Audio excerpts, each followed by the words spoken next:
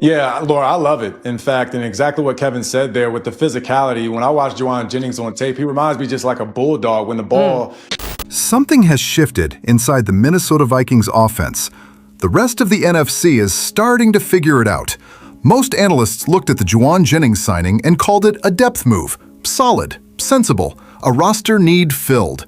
What they missed was what the film is going to make painfully obvious come September. This receiver room just became the kind of problem that breaks a defensive game plan before the ball is even snapped. You are watching a team that quietly built the most dangerous receiving group it has ever fielded.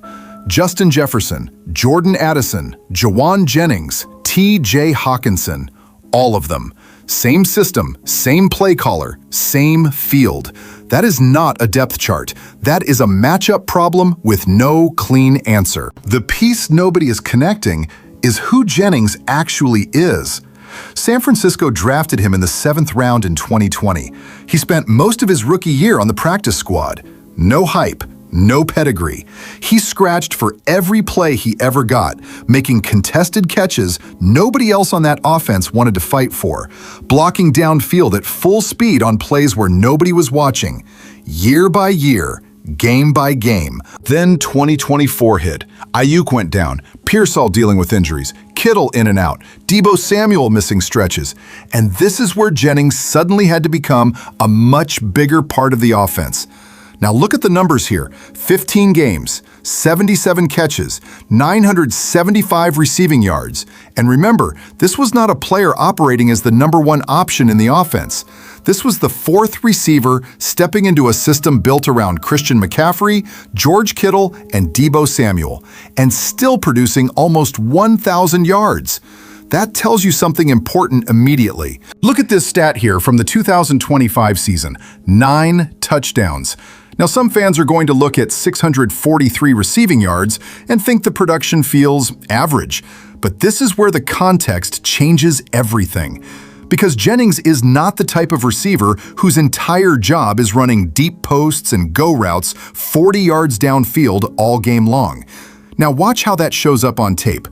Look at the broadcast graphic. Right here. 4th quarter of the Super Bowl, down by 3, 2nd and 9. This is the absolute definition of a high-pressure moment. Now look at the field position. Ball snapped at the 10-yard line, red zone. This is where the field shrinks, coverage tightens, and throwing windows disappear. Find number 15. Watch the coverage tighten after the snap.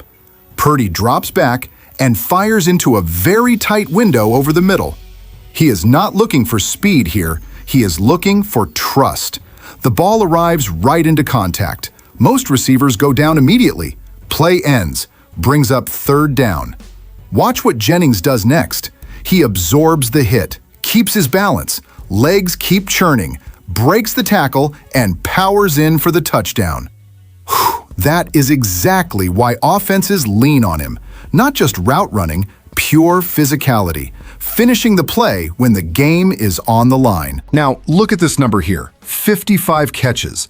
That means a huge portion of his production came in high-pressure situations instead of massive volume targets between the 20s. And this is the part casual fans usually miss when they only read yardage totals. Receivers with 643 yards normally do not finish near the top of the NFL in touchdowns unless coaches and quarterbacks trust them in the moments that actually decide drives. Now, look at this ranking beside it. Tied for 8th in receiving touchdowns across the entire league, not just on the 49ers, across the NFL. And he did part of that while playing through broken ribs.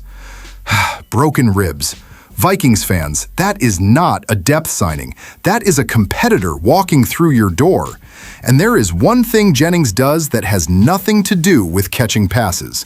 Hold on to it, because it points directly at a problem this offense has been dragging for 12 months. But before we get into that, hit that like and subscribe button for more Vikings fans content and all the NFL coverage. Let's get this one to 500 likes. O'Connell leaned heavily on 11 personnel, 1 back, 1 tight end, 3 wide receivers, roughly 64% of the time last season. The scheme runs on pre-snap motion. shift Jefferson, move Addison, force the defense to rotate before the snap. By the time the ball is live, somebody on that defense is already in a bad spot. Roll coverage to Jefferson, and Addison runs free downfield. Take away Addison, and Jefferson gets the crossing routes all night. Coordinators had to pick which problem they could survive. There was no third answer. Until now. There is a second problem sitting inside this offense that nobody has put together yet. Last year with McCarthy, Jefferson saw some of the lowest production numbers of his entire career. Not because he forgot how to play football, but because the offense stopped getting him the ball in positions where he could take over games. 2 touchdowns for the whole season. That is not a receiver problem. That is a system problem the organization just fixed from 2 directions at once.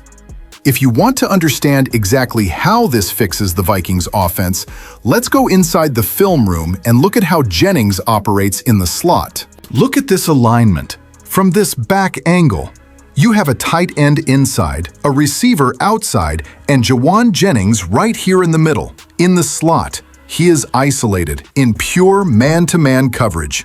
Now, imagine this in Minnesota. The defense is double-teaming Justin Jefferson. They are terrified of Jordan Addison going deep. That leaves the nickel corner completely alone on an island against Jennings. Now, let's watch this exact same play from the broadcast view. Now, let's look at the broadcast view. 3rd down and 3. The defense is about to bring a blitz. The quarterback has to get the ball out fast, and he needs a receiver he can trust to win immediately. Stop it right there. Watch this route. Jennings does not need elite, blazing speed. He uses his precision and his big frame to create instant separation exactly at the 1st down marker. He secures the catch, protects the football, and moves the chains. The right quarterback in this scheme, trusting Jennings to win those crucial 3rd down matchups inside, while Jefferson and Addison dictate coverage downfield, creates a math problem a defense simply cannot solve. You cannot double-team everyone. That is what the NFL just realized it is staring at. Nobody is talking enough about Jennings as a run blocker. Minnesota struggled to run last season because Jefferson and Addison thrive in space, not at the edge. Jennings changes that instantly. He can line up anywhere and punish defensive backs, which forces defenses to respect the run and opens play action behind it. Green Bay added depth. Detroit is overloaded with money tied to quarterback and pass rush. Chicago added youth, but still lacks a proven red zone weapon.